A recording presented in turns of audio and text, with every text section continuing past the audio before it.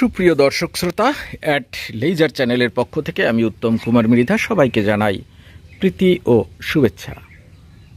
প্রিয় দর্শক, যারা অ্যাডেনিয়াম জগতে নতুন তাদের জন্য এখনকার ভিডিওটি অত্যন্ত গুরুত্বপূর্ণ। আমাদের বাংলাদেশে এখন প্রচণ্ড বৃষ্টি হচ্ছে। বিগত 15-20 বছরে এমন বৃষ্টি দেখা যায়নি। এই যে দেখুন, ছাদ থেকে মোটে এরকম অবস্থায় শ্যাওলা অবস্থা কিন্তু যাচ্ছে না। সারা প্রত্যেকটা কর্নারই এরকম অবস্থা, যেখান থেকে পানি পড়ে যাচ্ছে সরে সেখানে ওই রকম শ্যাওলা, অর্থাৎ প্রচুর বৃষ্টি হচ্ছে। এই বৃষ্টি আষাঢ় মাস শেষ, আবার শ্রাবণ মাসের অর্ধেক চলছে, মাঝামাঝি সময়।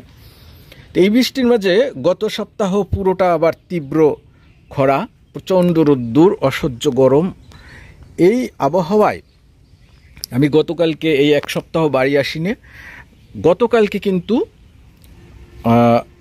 ছাদে উঠে আমার এই অ্যাডেনিয়াম গাছের এই অবস্থা দেখছি।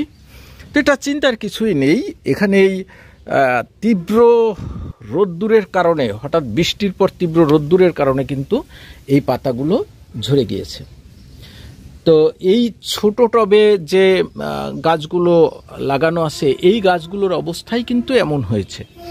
এই মিডিয়াটি শুকনো একেবারে পাউডারের মতো হয়ে গিয়েছিল এই এক সপ্তাহে, তাই পাতাগুলো ঝরে গিয়েছে। আর আমার চ্যানেলে আমি অনেক ভিডিও দিয়েছি যে অতিরিক্ত বৃষ্টিতে কিন্তু আমার এই গাছগুলো পূর্ণতা পেয়েছে, কর্ডেক্স বেশ মোটাসোটা হয়েছে।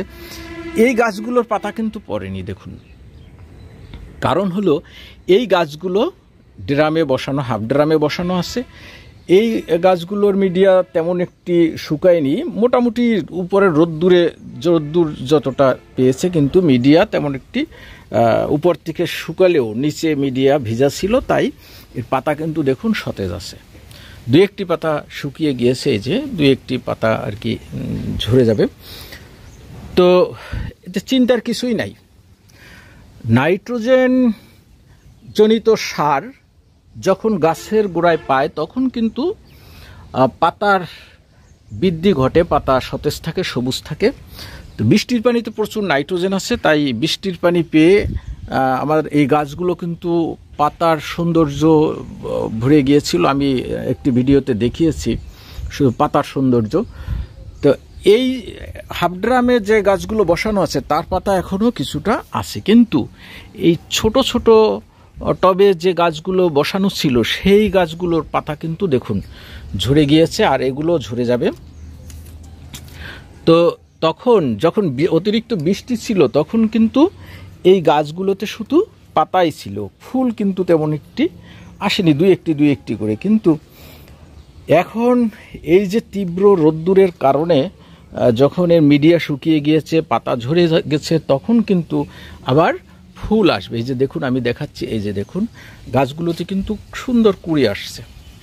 দেখুন, এই যে এই গাছটিতে একটিও পাতা নেই, কিন্তু শুধুমাত্র এই যে কুড়ি, এটিতেও কিন্তু ফুল আসবে।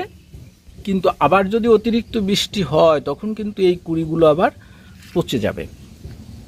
এই যে দেখুন, আমি একটি অ্যারাবিকাম গাছ দেখাচ্ছি। এই অ্যারাবিকাম গাছের প্রত্যেকটা ডগায় কিন্তু এরকম কুড়ি আসছে, পাতা সব ঝরে গিয়ে কুড়ি আসছে। তো এই পাতা ঝরা দেখে যারা নতুন তারা কিন্তু অনেকে চিন্তায় পড়ে যাবেন যে গাছগুলোর আবার কি হলো, পাতা ঝরে যাচ্ছে। এটা কোনো ব্যাপারই না, এগুলো স্বাভাবিক নিয়ম।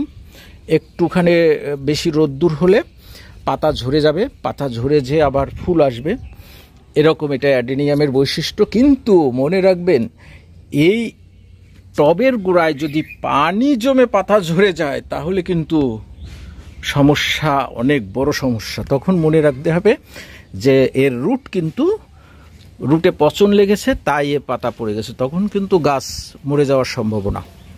কিন্তু আমার টবগুলো যেহেতু গোড়া শুকনো আছে, পানি জমার কোনো অবকাশ নেই, আমি পানি জমবে না সেরকমভাবে মিডিয়া তৈরি করে আমি অ্যাডেনিয়াম রিপোর্ট করি।